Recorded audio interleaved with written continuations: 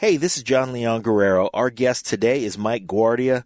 He's an author, a military historian, and a veteran of the United States Army, having served 6 years on active duty as an armor officer. He's been nominated twice for the Army Historical Foundation's Distinguished Book Award and is an active member in the Military Writers Society of America. He's the author of Hal Moore, A Soldier Once and Always. That's the biography that chronicled the life of Lieutenant General Harold G. Moore, who was the subject of the film We Were Soldiers, starring Mel Gibson. Mike has spoken at the U.S. Special Operations Command, the International Spy Museum, and the George Bush 41 Presidential Library. His work's been reviewed in the Washington Times, the Military Review, Vietnam Magazine, the Kannada Report, Defense Web South Africa, and Soldier Magazine UK. Today he speaks on the Break It Down show. We're elated to have him. Please enjoy our special guest, Mike Guardia. Lions Rock Productions. This is Jay Moore. This is Greg Proops. This is Jordan Harbinger. This is Dexter from The Offspring. This is Nathan This East. is Sebastian Younger. This is Rick Marotta. This is Stuart Copeland. This is Mick Gillette. This is Andy Summers. Hey, this is Skunk Baxter. This is Gabby Reese. This is Rob Bell. Hey, this is John Leon Guerrero. Hey, and this is Pete A. Turner. Hi, everyone. This is Mike Guardia, author of Hal Moore, A Soldier Once and Always, and you are listening to the Break It Down show. And now, the Break It Down show with John Leon Guerrero and Pete A. Turner. Yeah, this is great. We've got Mike on the line with us, and then Josh Mantz has come back, at this time as a co-host. So it's interesting to have Mike, Josh, and myself, all Army guys, talking, each of us creating in our own specific way, post-transition. So thanks, fellas, for coming on. And Mike, I guess the reason why we invited you was when we had Josh on the show, we talked about Hal Moore's leadership, and that inevitably leads over to you because you're sort of the holder of the Hal Moore leadership principle thing. Was that something by design? I know you saw a movie and were inspired by the We Were Soldiers Once and Young, but has this been by design to kind of grab this story and hold on to it? Absolutely, brother. It was about 7 years or so after the film's initial release that I read the book We Were Soldiers Once and Young, and also read the follow-up book We Are Soldiers Still. And I was determined to learn as much about Hal Moore as I could. And I figured at that point in time, somebody had to have jumped on a biography of Hal Moore. I mean, just given how popular he was throughout the Army and really throughout American pop culture. And I was surprised to learn that no one had yet written anything about him. So I thought to myself, young, idealistic second lieutenant that I was at the time, that I really wanted to get a book out there, and figured that a story of Hal Moore needed to be told beyond what he did in the La-Drang Valley, and more to the point, if I had enough information available to try and get a book out there on his leadership principles. So that, in one way or another, by design, was really what I set out to do from the beginning. Right on. This is Josh. My first exposure to Hal Moore was actually live at West Point when I was a cadet. And, it's one of those talks. He's such a riveting speaker that you just always remember those words, right? And it was actually during the release of We Were Soldiers, the movie. They secretly previewed it at West Point for the Corps Cadets, which is pretty awesome. But I'm kind of wondering, is there any particular leadership lessons that stuck with you, or maybe some new ones that you uncovered as you spent so much time with him? Absolutely. There were so many good pieces of wisdom that he put down on paper, and so many great things that he told me. I can probably narrow it down to a top 5 list of the things that really stuck with me the most. And the first one is probably one I think everyone's the most familiar with. It's the principle of 3 strikes and you're not out. There seems to be a negative connotation these days with the concept of failure. And what I think a lot of people don't realize, both in and out of the military, is that failure isn't something you should be afraid of. It should be something that you use as an opportunity to grow. I heard in another context something that stuck with me ever since, and I think it goes hand in hand with the principle of 3 strikes and you're not out. Fail early, fail often, and fail forward. Fail early because that's how you learn from your mistakes. fail often so you know how to refine your technique, refine your craft, and fail forward by learning from your mistakes and taking them with you. 3 strikes and you're never out, because there's always one more thing that you can do to influence any situation in your favor. There's always something, and it's probably something that you haven't thought of yet, that can really pay dividends at some point down the line. And the second thing that he said that really stuck with me: in order to be a leader, you have to be a lifelong learner. There tends to be, I think, a trend once you've been in a particular line of work for too long.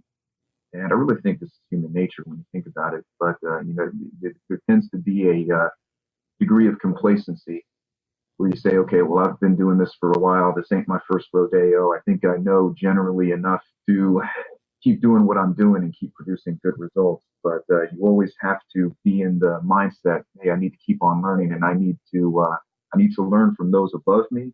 I need to learn from those below me, because it's a 360-degree learning environment, and even those who are in my charge can offer ideas that I never even thought of before, and even give me pointers on how to improve. That would be number 2. And then moving on to the third one, and now this covers a pretty broad concept, but Hal Moore was never at a loss for words about how to deal with toxic leaders. And I think the 3 of us being Army men, we've probably served under our fair share of toxic leaders. And one thing that I've told in my lecture series about leadership is that you always tend to serve under more bad leaders than good leaders. But the tragic irony is that you learn more from the bad leaders than from the good leaders, because they show you a perfect example of what not to be. Yeah, that's that is, yes. Copy over. That's an Army joke. Hey, so let me back up for a second. So you're a lieutenant, an armor lieutenant. It sounds like you have a real job. How the heck did you get your commander to buy off on you working on this project? I mean, I know obviously in the military, commanders were always developing younger talent, and trying to get guys like to absolutely write and get published, that kind of thing. But this seems like a bigger project than the standard academic paper project. Right. Well, let's wind the clocks back to 2010. I had just pinned on first lieutenant, and at that point, I knew that I really wanted to dedicate a lot of time to this, and there were a lot of things I think that worked in my favor. When I began serious work on the project, I was stationed at Fort Bliss, and Hal Moore's youngest son at the time was a fellow named Colonel David Moore. That was his youngest son. He was a full bird, still on active duty at the time. And I was able to look him up on the global system, and I reached out to him. I said, "Sir, this is who I am."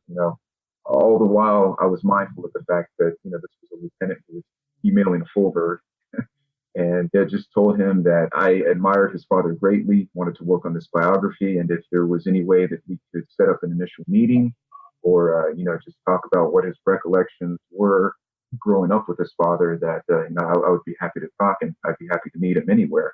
Well, the stars really aligned, because about 6 hours later, he wrote me back and he said, "Mike, you're at Fort Bliss. I'm at Fort Bliss right now on TDY. Huh. Why don't you meet up for dinner tonight?" Wow. Stars aligned there, right? Right. Yeah. So as it were, he was on TDY, and for all the listeners out there who don't know what that is, it's temporary duty. He was on a 60-day TDY to Fort Bliss, part of the Army Modernization Command, I think it was. And he and I met up for dinner in El Paso that evening.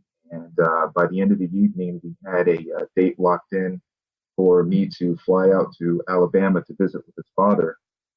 And, being that the younger Moore was in the process of retiring, he was going to be out there as well.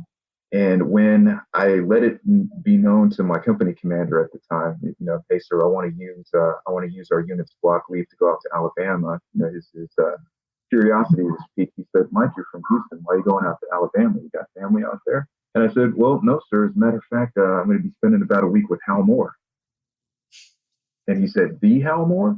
I said, "Yes, sir. That is the one. I'm going to be interviewing him. He's going to be my next book project." And the words he said, I can't repeat, courtesy of the FCC, but just suffice to say that it was a holy followed by a 4-letter expletive. Yeah. Well, you can swear in this show, man. Yeah. There's no Okay. FCC worried about that. But yeah, holy fuck. I'll say it for you. There, Pete just blazed the battlefield there.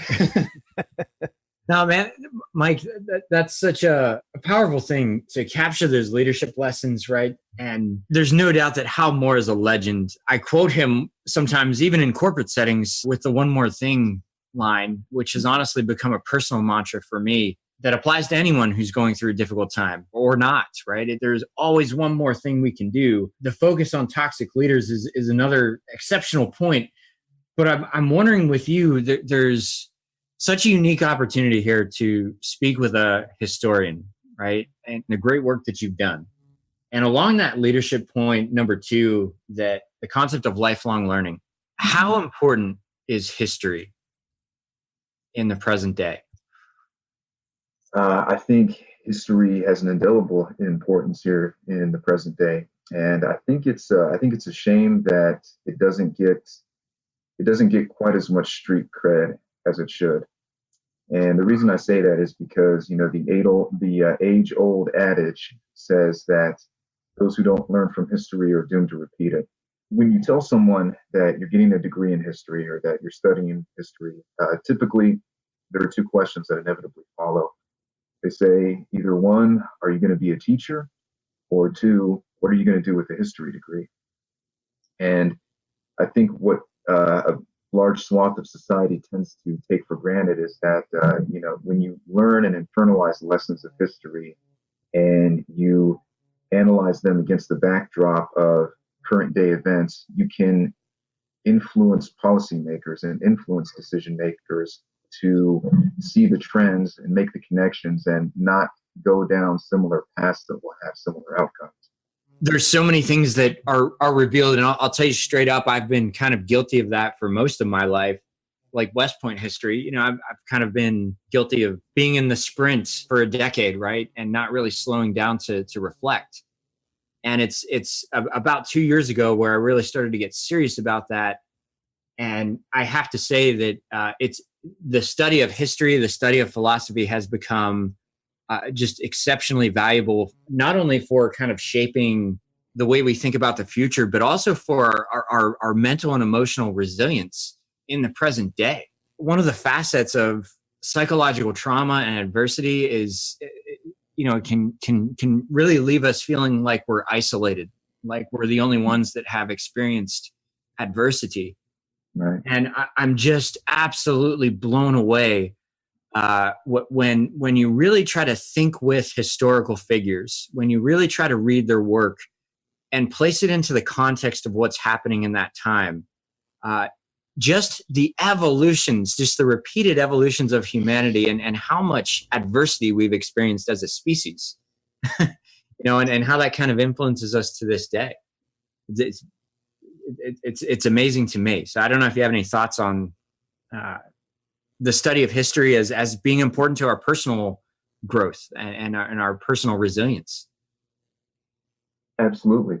Kind of dovetailing into what I was saying earlier about those who don't learn from history are doomed to repeat it. That I see a lot of my comrades who have struggled with various levels of PTSD.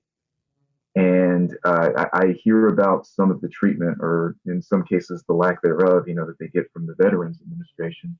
It boggles my mind because, the problems that they're running into are retreads of what our Vietnam veterans were running into. And, the body of knowledge that we carried out of that conflict, and moreover, how to deal with, the advanced principles of PTSD or shell shock or whatever you want to call it, they don't seem to have been internalized by a good swath of our modern day healthcare takers.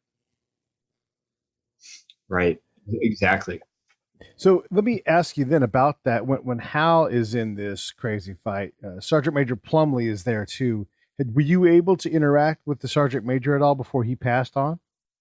I was not, unfortunately. Anyone close to the Sergeant Major can tell you that anytime anyone tried to get into the details of his service and try and elicit some biographical information from him, his reaction was always the same. His stock phrase was, "I don't do interviews." Right. And the one notable exception that he made was for Hal Moore's grandson, Chris. And he answered a few token questions about his service in the European theater in World War II. And in his 80 plus years of living, or actually 92 years of living, that was the only exception he made. So then let me ask this question in a different way. Because any good officer, any great commander knows to lean on his NCO. And clearly Sergeant Major Plumley had a lot to offer at the time, Colonel Moore. What did Hal have to say about the Sergeant Major's impact on his ability to lead, and what did he learn from him? Oh, well, he said that Plumley was the best NCO he ever worked alongside. He said that Sergeant Major Plumley was the very essence of a paratrooper. He was dead honest. He was stern. He was squared away.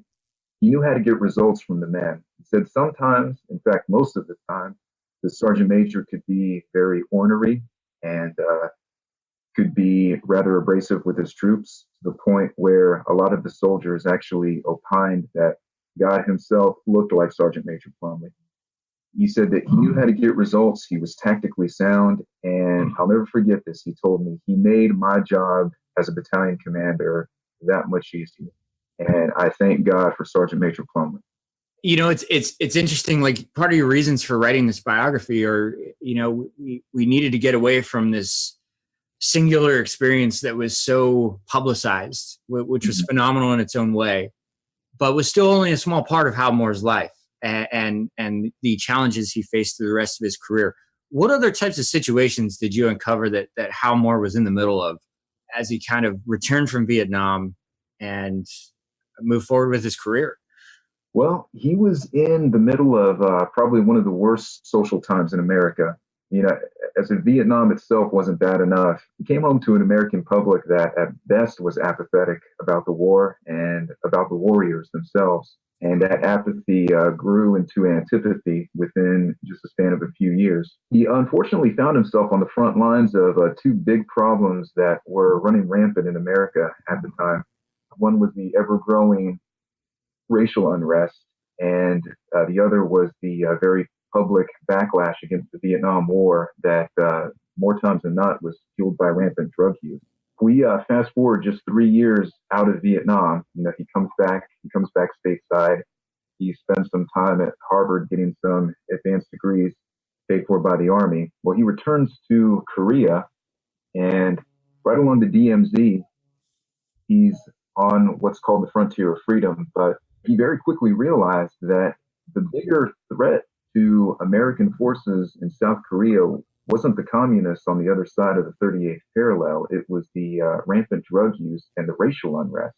We zero in on May of 1970, right up there at Camp Casey and the other camps that are strewn across the DMZ up there in Korea. There was a huge race riot that broke out, and it was one of several race riots that were happening across Army bases worldwide at the time.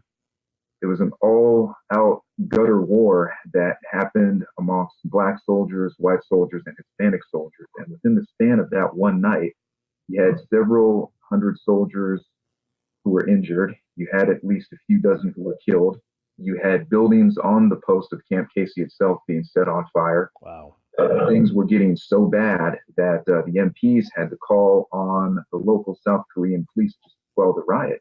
And this was reflective of, and this sadly was reflective of the more militant aspect of the civil rights movements that was gaining steam in America at the time. And amongst all this chaos, the commander of the 8th Army called Hal Moore into his office.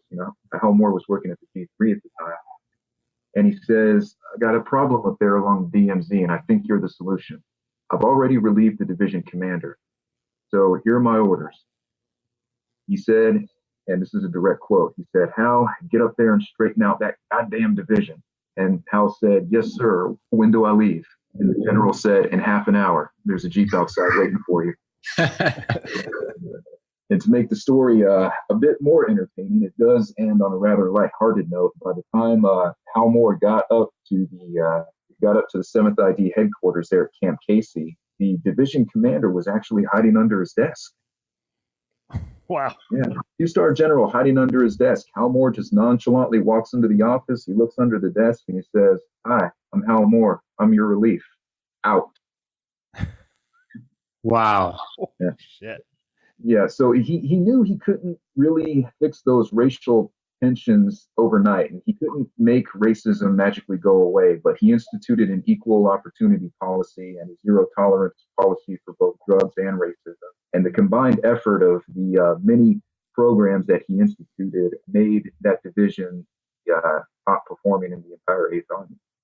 And he did that on his own accord to stabilize the situation, right? He's implementing these policies. He's ahead of of society as a whole, Mhm. right? You know, it's just amazing to me, and I hope as listeners we can really reflect on what you're saying here, Mike. Just the gravity of this situation coming back from Vietnam, right? A conscripted military, right? Massive challenges on the human rights movement back at home, war protests. The country was in nothing short of chaos during that time.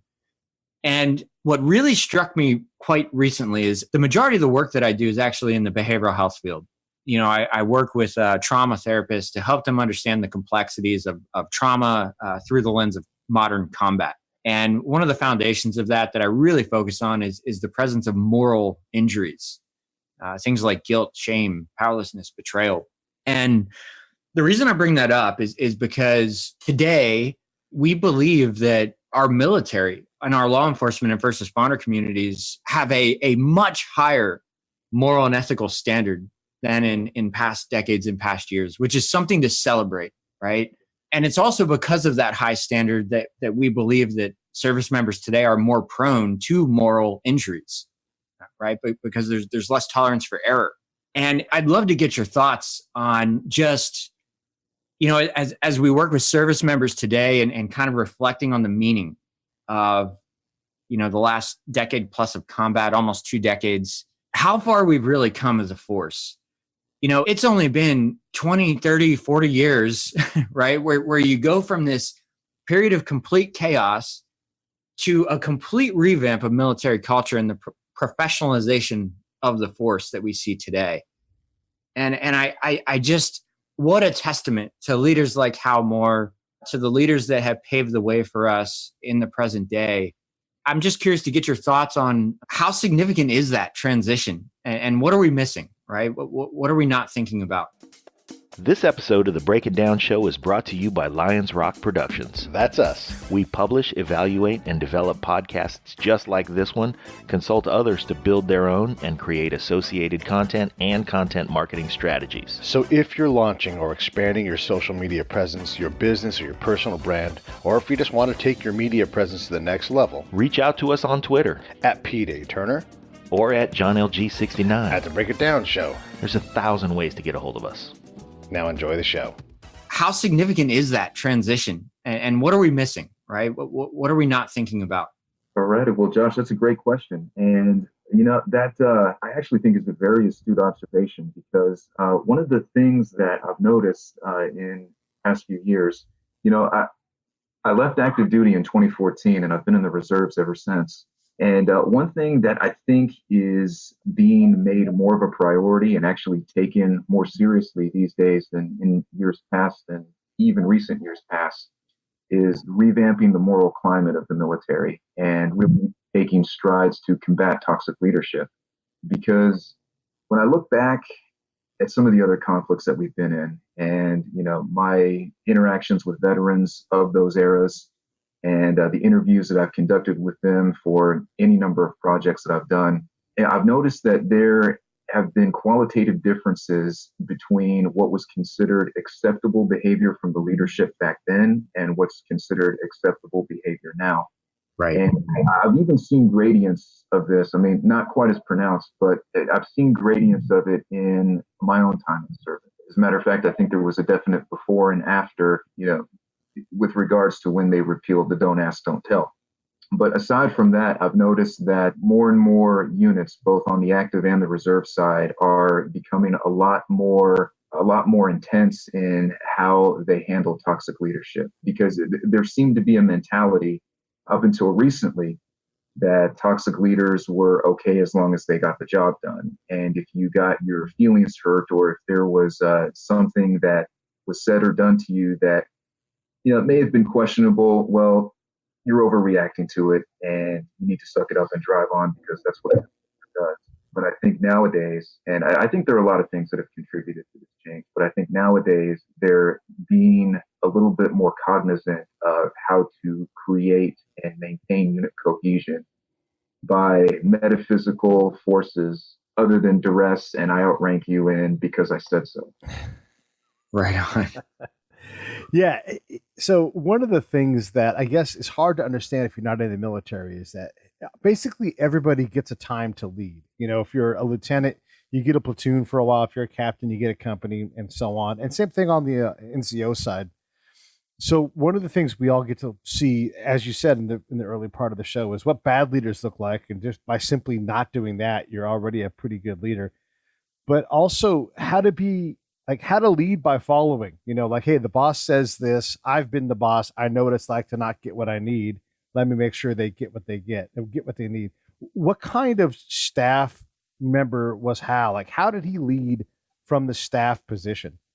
Well, he led from the staff position, I think, first and foremost, by really seeking out the higher ups that were the most knowledgeable and also the most approachable. One of the stories that he related to me was when he was a young paratrooper in occupied Japan.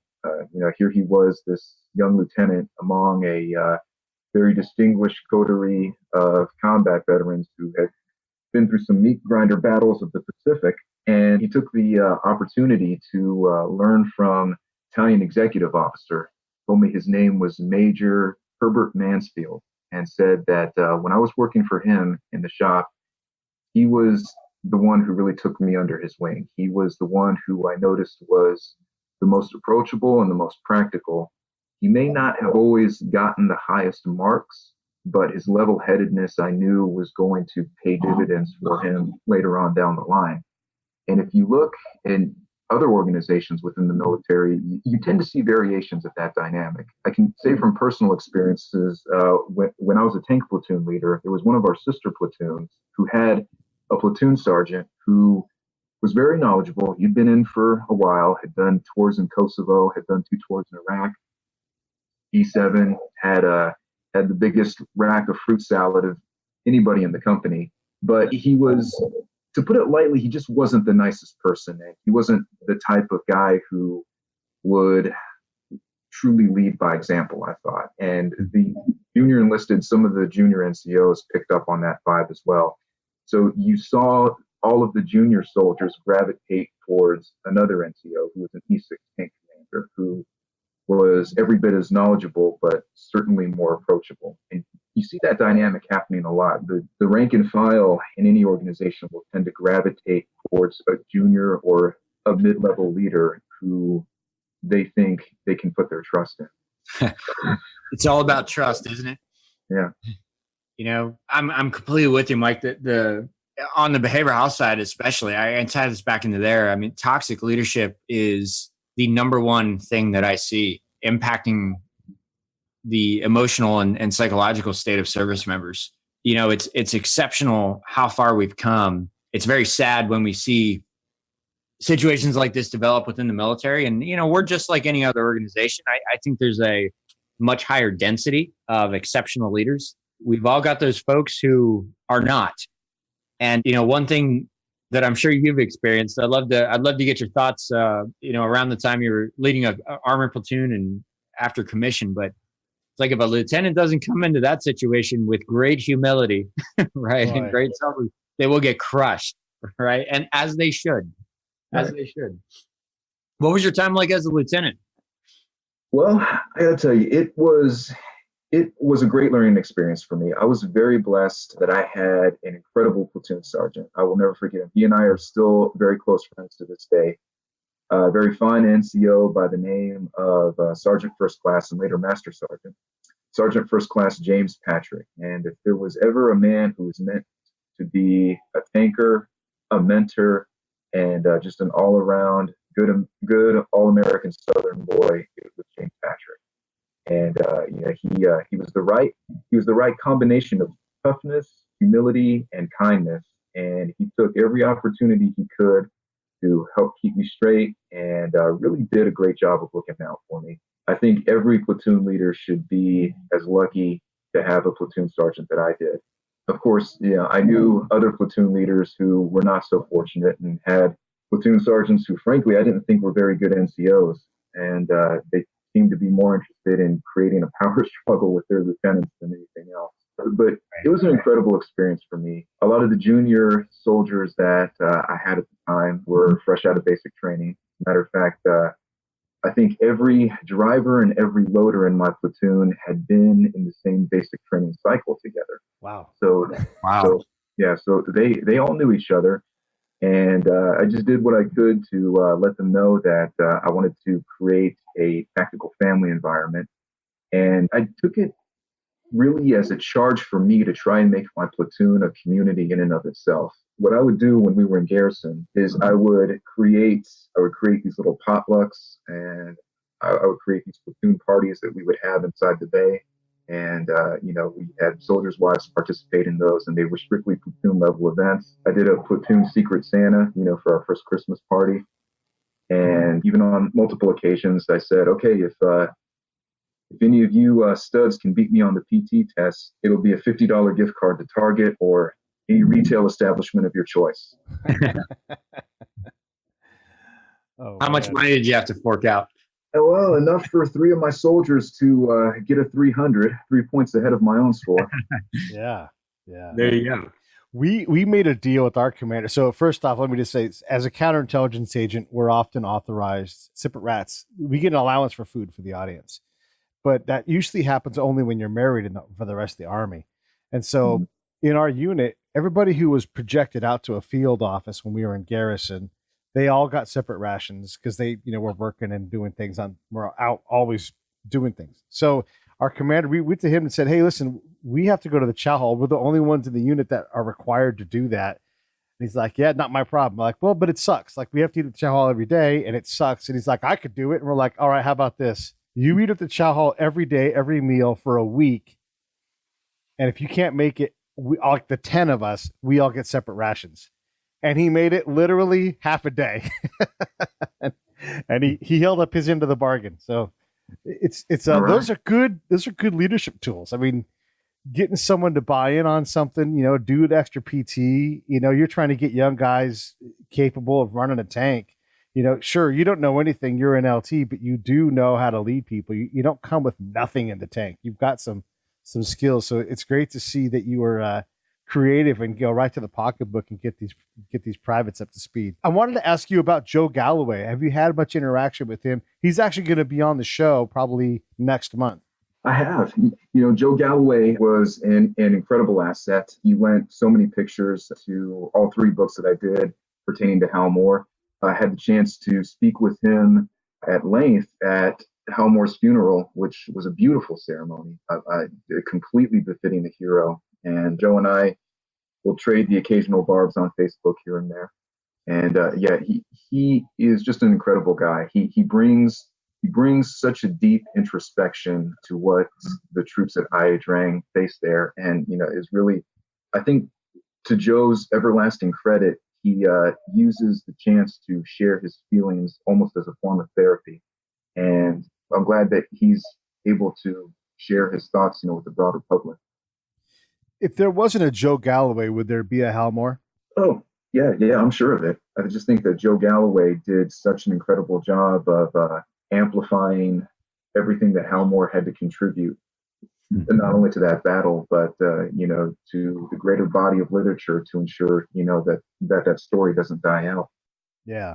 I mean, it helps to have Joe there to break him out of the military community into a bigger thing. But yeah, that's a great answer. I wanted to sort of shift focus here in the last little part of the show, and I wanted to ask Josh a question. Josh, when you're out in the civilian world, I mean, civilian worlds don't have a PLDC, they don't have an officer basic course, they don't have all these areas where we're specifically focused on developing job skills as well as leadership skills. How does Hal impact your work as you go to give these skills to corporations? Because it's not something that, they tend to promote someone who has success, whether that success is by design or by accident. Broadly, it's one advantage of the military, and I'm not sure if this was intentional or just unfolded that way. And somebody mentioned it earlier. I'm not sure if it was you, Peter, or Mike, but we rarely are in the same assignment for more than 2 years before shifting around. And the next assignment could be completely different than the former. So I always think that's one of the most amazing things about the military in terms of its overall leadership development program, just by default. Because when I go into a brand new team, new circumstances, new location, I'm back at this position where I really am coming in with a bit of a blank slate. And I have to approach that unit with humility. I have to learn the skill sets and strengths that are there. And I have to I may have to cultivate new leadership skill sets in order to adapt to that organization. So on the corporate side, programs like that aren't very common. It's much harder to accomplish something like that. However, there are things that we can do that continue to recommend, push, and have implemented, which is like rotational development programs are really effective inside of companies if a company will put the resources behind it. What happens if we take an engineer, if we're in a manufacturing environment, what happens if we take a design engineer and put him on a production line for a day and vice versa, right? Because, really deepening our perspective of leadership is really all about that word. It's about perspective, right? And kind of putting people in uncomfortable, unfamiliar situations that force them to respond and rise up to a new level. I don't know how you feel about that, Mike. Yeah, I think that it's good for any leader to rotate around a few different positions, really to learn how the organization as a whole works. It was something that I could relate to somewhat, because after a 13-month tour as a tank platoon leader, I was suddenly made a battalion S4. Yeah, there you go. Knowing absolutely nothing about logistics. I mean, I came in with a complete blank slate. I was put in the position really because I was senior ranking first lieutenant, and I was replacing a captain that had gone on to bigger and better things. And I just looked at the 92 Yankees who were in my charge, and just told myself, okay, guys, I'm a sponge and I'm ready to absorb anything you all can tell me. Because, to that point, as far as I knew, every time I needed fuel, every time I needed food, every time I needed ammunition, as far as I was concerned, it just magically appeared. I didn't really give much thought into the logistical process that made all of my assets available. I got to tell you, pound for pound, and I say this with a guarded tongue, pound for pound, being the battalion S4 was the best job in the Army that I ever had. Wow. It gave me a chance to work with a very tight-knit team. I was given clear parameters and clear guidelines, and I was able to use my creativity and my imaginative thinking to great effect, which, of course, in some jobs I've had in the Army, my creativity's been rewarded, and in other aspects, my creativity got me in trouble. So, were you deployed when you were a 4, or were you in garrison? Not as a 4, no. Okay. I just want to give the audience some color on this, because it's interesting, because, I've sat in staff rooms all the time watching commanders run their show and seen a variety of styles of leadership. But there's Mike, the tanker, just getting done with this command time, and now he's got to go provision the unit. And if you're deployed and there's something that isn't right, and there's something always not right when you're deployed, you're always short on something that's hard to get, because it's hard to get. And so the unit I was in, we weren't technically authorized a full ration for lunch. We were supposed to be MREs.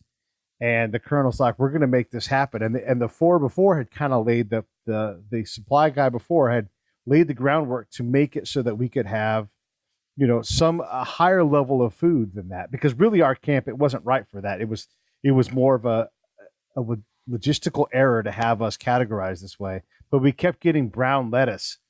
And so the colonel, after like 4 weeks of being briefed on brown lettuce, he looks over at the 4. And this guy is, 24 years old, and he's trying as hard as he can, and he just goes, fix it, And sure enough, the lieutenant's like, that was the guidance that he needed. Just the, the frustration and the anger. And the boss is like, I don't. And the thing is I go into the boss's room afterwards, and we're talking about other stuff. And he's like, I already know how to fix this problem.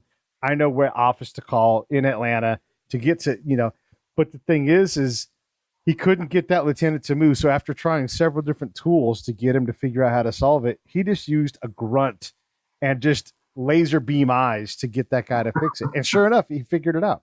Yeah. Well, when the chips are down, I think that's when the learning curve starts to get the steepest. Yeah, for sure. I just have one more question for you. When you look at what Hal has contributed to the corporate sector, what do you think is the big lesson that is the hardest? Because you're a reservist, you know people in the corporate world. What's the hardest thing for them to get about his lessons? Because it's easy to say, go be a great leader, but the hard lessons are the area where you grow the most. Right. Well, that's a very good question, and I'm actually glad you asked it. I think if I could distill it down to one broad concept that I think doesn't get the attention it needs, is that a worker's performance very often reflects the attitude of his leadership. And that tends to be something that a lot of leaders, both in and out of the military, don't seem to realize. Many, many years ago, someone told me that you attract more flies with honey than with vinegar. And, while there is a certain context, a certain place and time for, raising your voice a few octaves and digging into people when they need it, you always do attract more flies with honey than with vinegar, and the performance of your workforce improves exponentially in correlation to how good of an attitude their leader actually has. And the corollary to that is that the people who are underneath you in any organization, they all have different ways of processing information, and they all have different speeds at which they process information. There seems to be an unfortunate default mentality that if an employee doesn't quite interpret the directions correctly the first time, or doesn't produce what you're looking for the first time, that employee is either not motivated or that they're somehow stupid. Well, the thing that I think more leaders need to zero in on is that employees, followers, subordinates, whatever you want to call them, they process information differently, and they process it at different speeds. And the two examples that I can give of that in closing is that I could bring two employees in front of me, and I could tell both of them, draw me a picture of a blue shirt. One guy draws a picture of a sky blue polo shirt, and the other guy draws a picture of a navy blue t-shirt.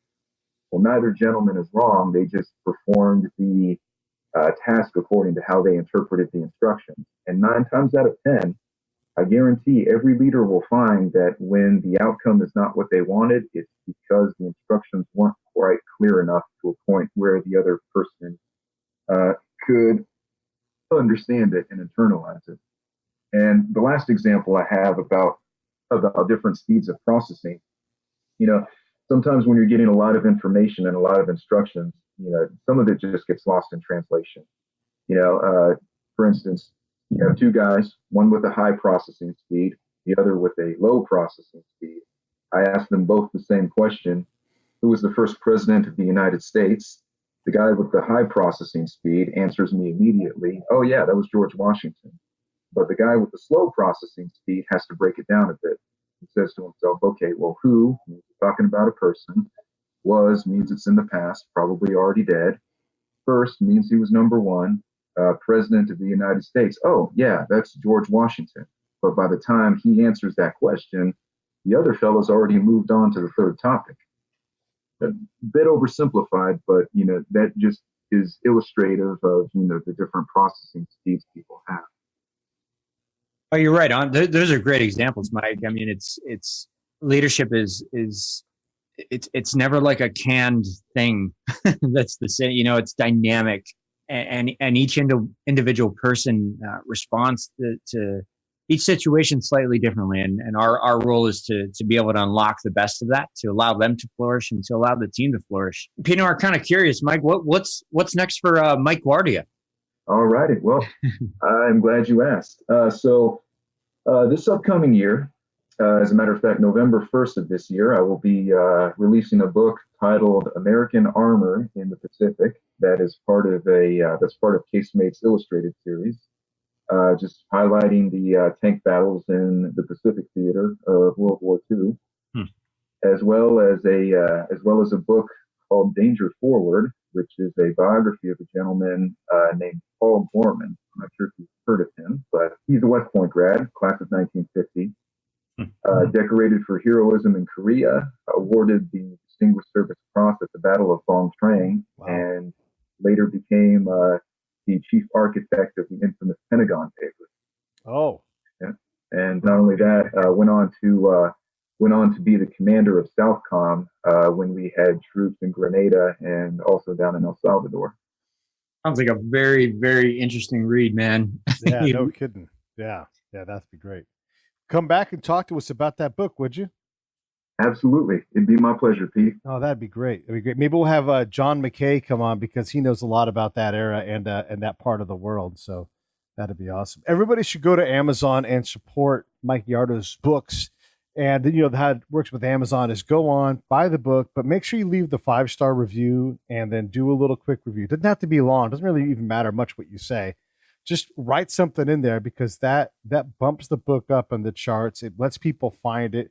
And look, if you don't know about Hal Moore's stuff or you've seen the movie and that's all you know about him, let me tell you right now, Hal Moore, I think without exception, and this is one of the few people like this in the military, is revered for his ability to lead and adapt and do things like, invent a way to fix a division. You don't just go up and show up and fix a division. I mean, that's give or take. It's 25,000 people. It's a town that's in full civil arrest, and people are being killed while you're trying to fight a war. And his orders are go unfuck that.